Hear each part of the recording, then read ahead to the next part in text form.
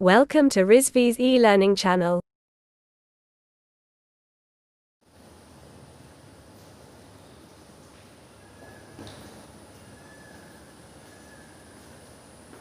Good morning to all of you. Today my topic classification of non-flow process.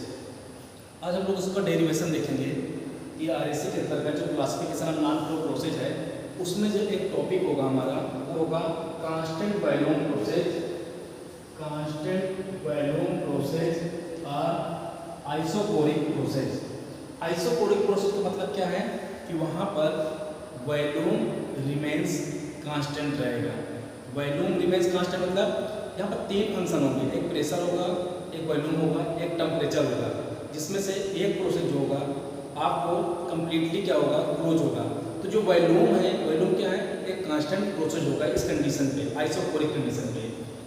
तो सबका हम लोग क्या करते हैं, एक डायग्राम खींचते हैं जो प्रेशर वर्सेस वॉल्यूम के बीच होता है, प्रेशर वर्सेस वॉल्यूम के बीच होता है। ये इसका प्रेशर वॉल्यूम ग्राफ है। एक टेम्परेचर एंट्रोपी ग्राफ होता है। टेम्परेचर एंट्रोपी ग्राफ में आपको क्या होगा, टेम्परेचर है, एंट्रोपी है, P1 से लेके P2 तक, ठीक है।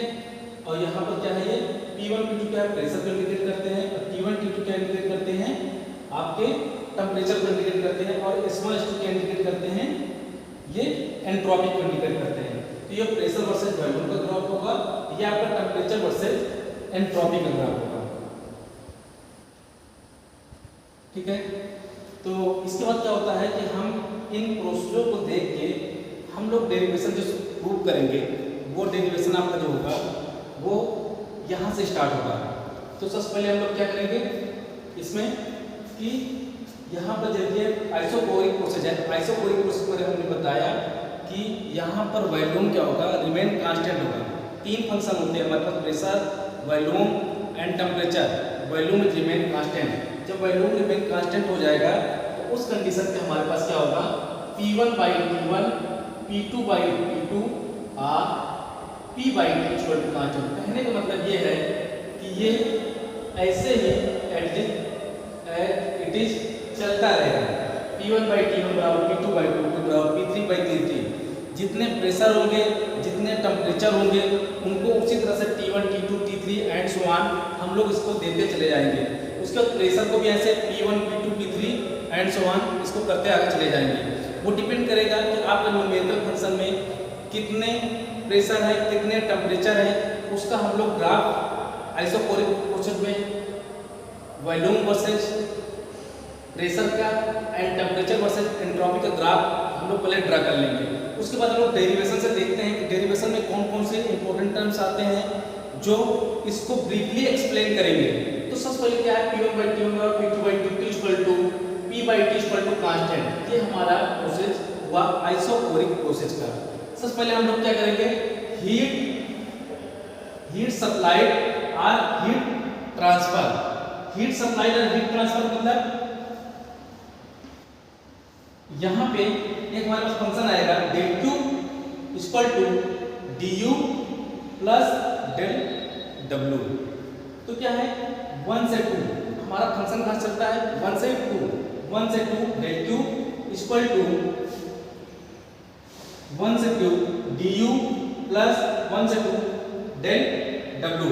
उसको हम लोग इसको जब ओपन करेंगे इंटीग्रल फंक्शन को तो Q12 equal to U2 minus U1, ये फंक्शन जब ओपन होगा तो U2 माइनस U1 प्लस ये क्या है W1 2, ये ओपन होने के बाद। तो इसी प्रोसेस हम लोग क्या लिखेंगे, Q12 इक्वल टू ये जो फंक्शन होता है U2 माइनस MCV ब्रैकेट में T2 माइनस का T1। ये जो हमारा फंक्शन आएगा, ये जो हमारा फंक्शन आएगा, ये एक हमारा क्या कहते हैं, हीट सप्लाइड और हीट ट्रांसफर का एक जो हम आ जाएगा हमारे पास। फिर हम लोग क्या करेंगे, चेंज इन एंथैल्पी। एंथैल्पी क्या होता है, एंथैल्पी को हम लोग डिनोट करते हैं H से। तो यहाँ पर क्या होता है, DH equal to DU plus D dot PV, ठीक है। इसको हम लोग इंटीग्रल फंक्शन में करेंगे। इंटीग्रल फंक्शन में करेंगे तो 1 से लेकर 2 DH equal to equal to 1 से 2 du प्लस 1 से 2 dpv। फिर यहाँ पर क्या है, इसको जो ओपन करेंगे तो हमारे पास क्या होगा, H2 माइनस का H1 इक्वल टू, इसको जो ओपन करेंगे तो U2 माइनस का U1 प्लस इसको जो ओपन करेंगे तो P2 V2 माइनस का P1 V1। यहाँ तक हम लोग आसानी से पहुँच जाएंगे। फिर क्या होगा, H2 माइनस H1 यहाँ पे, उसके बाद U2 माइनस U1 की जगह हम लोग क्या रखेंगे, m, इतने पूरे फंक्शन को लिख लेंगे mCp T2 माइनस का T1। ठीक है, फिर ये फंक्शन हमारे पास पूरी तरह से क्या हो जाएगा, कंप्लीट हो जाएगा।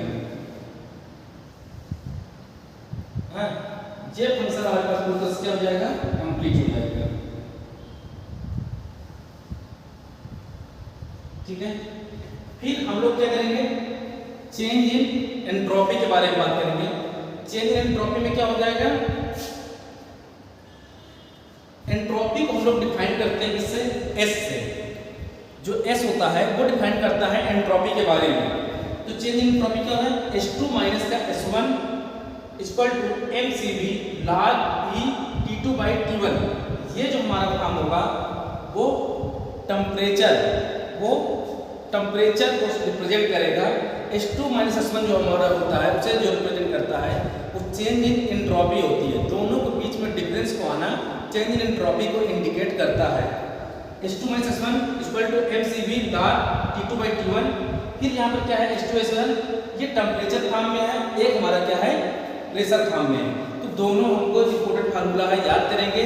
ये टर्म्स तब आएंगे जब हमारा एंट्रोपी भी दिया रहेगा, प्रेशर भी दिया रहेगा, कांस्टेंट वॉल्यूम भी दिया रहेगा, तब हम लोग दिमाग लगाएंगे, अपने माइंड को यूज करेंगे कि H2 minus S1 equal to mCp log P2 by P1 log P2 by P1। तो हम जैसे mCp बोलते हैं तो Cp आता है तो वहां पर क्या हो जाता है, log P2 by P1। तो ये जो चेंज, ये हमारा जो प्रोसेस है, कांस्टेंट वॉल्यूम प्रोसेस और आइसोकोरिक प्रोसेस, इस पे हम लोग जो देखे हैं कि आइसोकोरिक होता है, इसी तरह से आइसोबारिक होता है, हाँ, एडियाबैटिक होता है, आइसोट्रोपिक होता है। तो ये हम लोगों ने देखा कि आइसोकोरिक प्रोसेस के बारे में इसको ब्रीफली एक्सप्लेन कर लिए हैं कि ये इसका डेरिवेशन ऐसे ही आता है। कभी भी आपसे पूछा जाएगा कि इस डेरिवेशन के बारे में पूछा जाएगा तो आपको ब्रीफली ऐसा ही एक्सप्लेन करके उस पे अपनी चीज़ों को, एंथैल्पी को, एंट्रोपी को एंड उसकी जो क्यू है, हीट सप्लाइड है, उसको आपको यहाँ पर शो करना होगा, जिससे तभी ये आइसोकोरिक प्रोसेस के बारे में पूरी तरह से बताया गया। ठीक है, थैंक यू।